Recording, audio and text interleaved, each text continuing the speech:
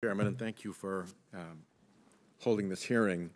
Mr. Kennedy, welcome. I'm from Rhode Island, which is very different than Wyoming in a lot of respects. Your senator and I have done a lot of good work together on a variety of issues, and I've come to know a little bit about the Wyoming ecosystem, and I've had the pleasure of visiting out there, both hiking in the high timber areas and fishing for your wonderful trout. So although it's beautiful in a different way than Rhode Island, it's a very beautiful place. There is a Wyoming State Wildlife Action Plan from 2017, and it has a 34-page report in it on the effect on climate change on your state in particular. And I would like to ask you about the two areas that I just mentioned. In one part, the report says, I'll quote it here, warming water temperatures may drive cold and cool water fish species. And I think we agree that trout is a cold and cool water fish species. To new ranges or lead to local extirpation or extinction. And I'm wondering what you are hearing from Wyoming fishermen and outfitters about the effect of climate change on trout streams.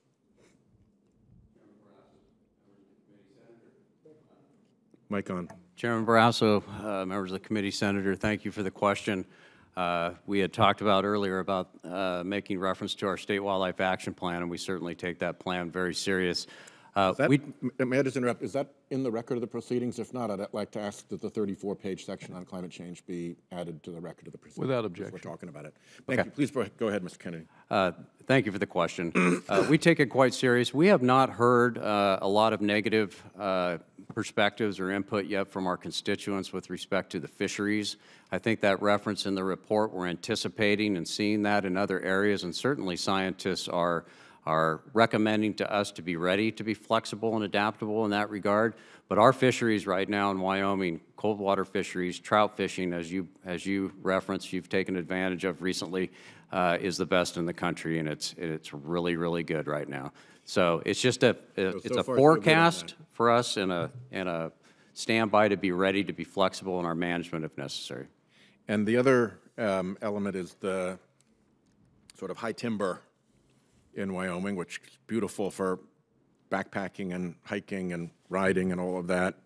And the report says on that long periods of drought may cause a decline in forested area as the land becomes too arid to support forest ecosystems and may further increase the susceptibility of forests to insect epidemics. End quote. I assume by insect epidemics, they're primarily referring to the bark beetle and that infestation.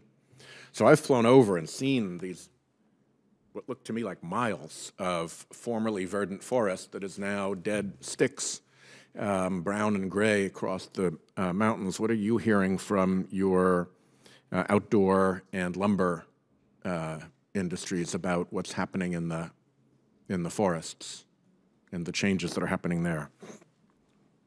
Chairman Barrasso, members of the committee, Senator, we are hearing quite a bit in that regard when it comes to forest conditions and forest health and insects and some high mortalities that we're seeing with our trees and our forests in Wyoming.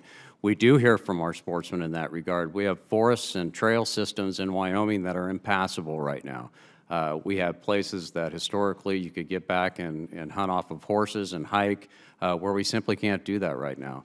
The other big concern is these forests, because of this unnatural condition that they're in with the high mortality from the beetles, have burns that are much different than historically they were. So they're burning very hot, very fast, and then we have big problems with invasive species like cheatgrass. So we are hearing from our sportsmen in that regard. Sadly, we're seeing nationally a lot of loss of life with firefighters who are heroically going in to fight these fires, but sometimes because they're so unusually fast and dangerous, these brave firefighters are surprised and their lives are lost. Final question to Ms. Donor. Particularly in the ocean side, I'm from Rhode Island, particularly in the ocean side, we are looking a lot more at ecosystem-based management as a way to look at how to keep environments healthy, more so than species-specific programs. Could you talk a little bit about where ecosystem-based management should be in our planning on this issue? Thank you very much for the question, Senator. I believe that we have to look at ecosystem-based planning or landscape scale planning. The Fish and Wildlife Service adopted strategic habitat conservation years ago, and that was planning at the ecosystem level or a larger watershed level or a landscape level plan. In the Southeast, the Fish and Wildlife Service actually works with the states, and it's a joint effort to develop what they call the Southeast Conservation Adaptation Strategy, sir. And it's based in science, and it provides a map that's an interactive map, predictive map, out to 2050 that will constantly be updated, but that provides priority areas that the Southeast needs to look at. And that is, again, something led with the states and the service, and there are partners, all types, university partners, other federal agencies are involved, NGOs and private landowners are involved in this adaptation. I believe that you have to look at ecosystem-based as you're going forward. You also have to ensure that you have corridors, if you have increased development and those types of things as you're going forward. And we need to look now so that we can, as we know development's coming, we know climate change, we know that we're going to have increased storms. We have one right now on the coast. So we need to figure out how we adapt with that. But we need to work with everybody on the landscape to do that, sir.